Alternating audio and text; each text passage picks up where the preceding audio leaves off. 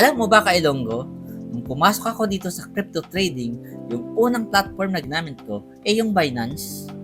At doon din ako naglalagay ng crypto assets, nagtitrade, at nagbabasa ng mga news update about crypto. Recently lang, si SEC ay naglabas ng order na ang sabi dito, SEC has proceeded with the blocking of the online presence of the cryptocurrency giant Binance in the Philippines.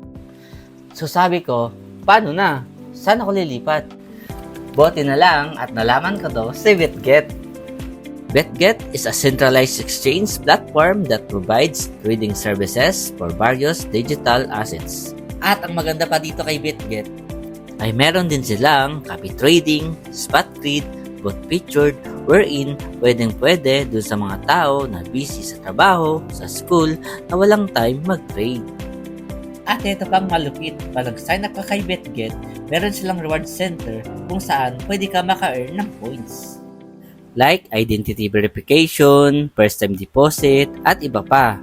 At yung points na yun ay pwede mo i-redeem sa USDT coupons. At kung wala ka pang BitGet, nasa bahay ko lang. Click mo lang tong Linktree, then you are good to go. Sign up today and start your journey with BitGet.